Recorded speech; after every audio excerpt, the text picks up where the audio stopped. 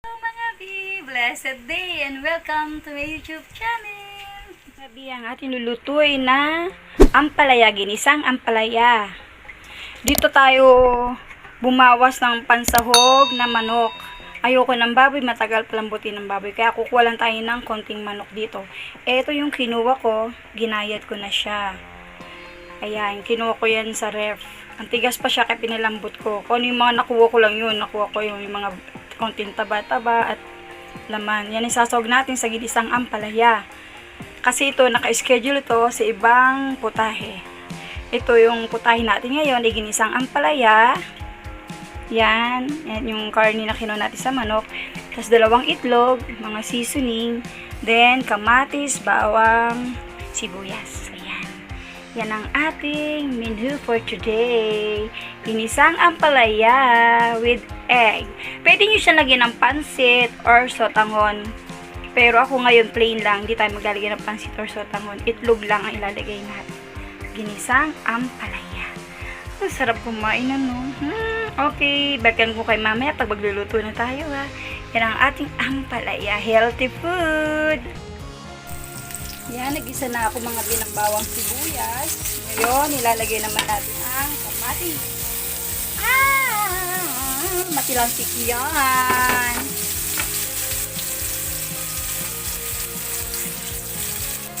Yan. Bawang sibuyas, kamatis to mga bi. Gisa-gisa lang tayo ng bawang sibuyas, kamatis. Oh, ang sarap ng amoy. Ang bango-bango niya. Sarap talaga pag nagigisa mga bi. Ano, ang bango?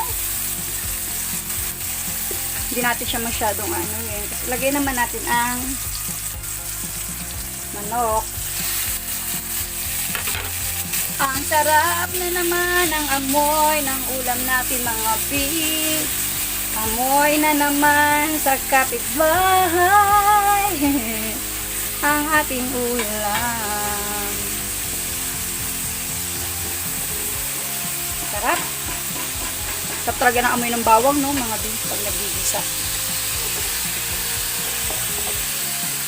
Ayusin.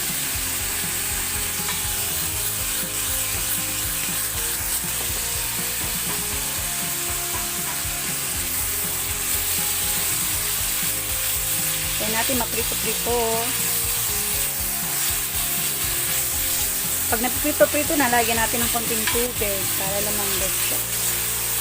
Madaling lumambot ang manok. Kaya ang ating gulay, i-half cook lang naman dapat, di ba? Pag gulay, masarap na half cook. Pero pag karne, kailangan lutong-luto. Kasi lalong lumalabas ang lasa ng karne kapag lutong-luto siya, lalo sa mga sinigang, di ba? Pero pag ito mga gisa-gisa lang, mga gulay, half cook lang. Ito lang lulutuin natin ang manok. Kailangan maprito-prito siya. Naulit ko po, hindi po ako professional, simpleng may bahay lang po ako. Piniplex ko lang po sa inyo yung mga ginagawa ko sa pagluluto ko, yung pamamaraan ko. Kasi sa totoo lang, masaya po ako sa ginagawa ko. Kaya, kahit simple lang to, sinishare ko po sa inyo. Sa mga tulad kong mami na hindi rin marunong magluto, di ba? Wala naman imposible eh. Sa sikapin lang natin matuto, di ba? Matututo din tayo, di ba? Basta naano ko lang, basta gisang-gisang pagkain natin, makukuha natin ng tamang sarap. Gisang-gisado siya. Ayan.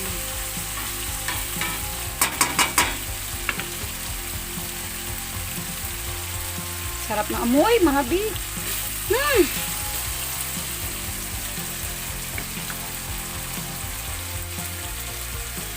Ngayon, lalagyan natin siya ng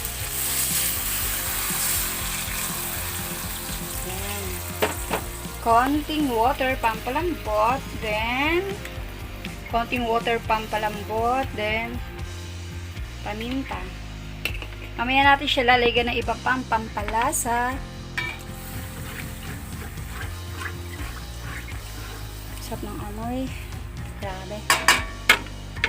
Tayo muna natin siyang lumambot. Pakuluin muna natin mga bi. Yan mga bi, nagpalitan ko ng sandok para matikman naman natin muna bago lagyan ng gulay. Naglagay ako kanina ng patis, di ko na ipakita. Ngayon naman po, betsin. Konti lang. Kita ng betsin. Kanina po naglagay ako ng betsin. Tsaka patis. Pwede kayo maglagay ng magic sarap o kahit ano. Pero ngayon hindi na ako naglagay ng magic sarap kasi mayroon siyang paminta. At tsaka patis.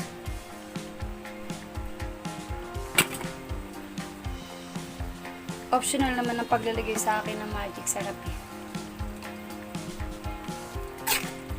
Pero, sabi ko nga, kayo masusunod, optional lang yun sa akin. Ito ang ampalaya. Ano natin ako?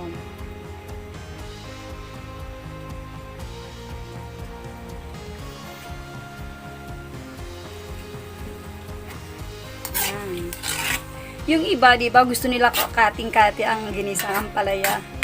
Nako, sa amin po hindi pwedeng kati. Ay ng asawa ko ng kati.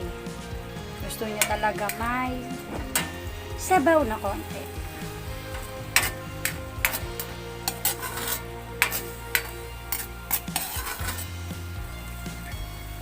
Ayan.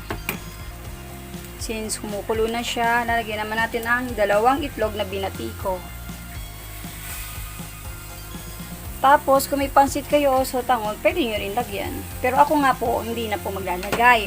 Optional din po yun. Ito naman ang kutsara na natin gamit ang panghalap.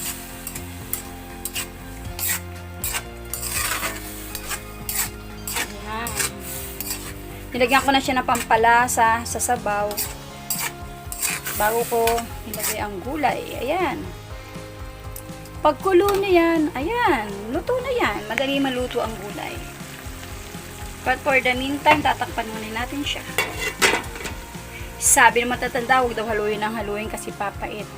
Kasabihan. Balikan natin maya-maya.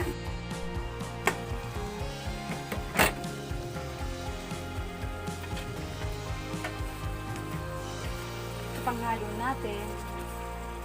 Nagsasandok ako pag titikman natin.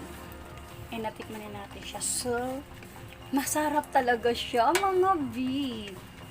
Kung gusto niyo po ng kati, huwag niyo lagyan ng sabaw. Ako talaga po, sinasadya ko po siyang lagyan ng konting sabaw. Kasi nga po yung aking mga kasama gusto nila may konting sabaw. Ayan. Konting kulo na lang, mga B. Ready to serve na ang ating ginisang ampalaya with egg. Yun lang, simpleng ulam lang, mga B. Konting kulo lang niyan, luto na siya. Ilang minuto na lang. Ang sarap amoy. Sabi ko nga, gusto naman sa kapitbahay. Takpan uli natin din. After ilang minuto, luto na yan, mga B. Ayan, mga B, pinatay na natin ang kalan. Luto na siya. Ready to serve. Ayan ang ating ginisang ampalaya with egg. Hay nako, ang sarap na naman ng amoy. Panigurado, masarap na naman ang ating ulam. Masarap kasi ang amoy. Diba minsan sa amoy palang ma-judge natin kung masarap o hindi. Ayan, mga B, ang ating simpleng ulam. Ginisang ampalaya. Ayan, with egg. Okay, bye for now, mga B. God bless and keep safe.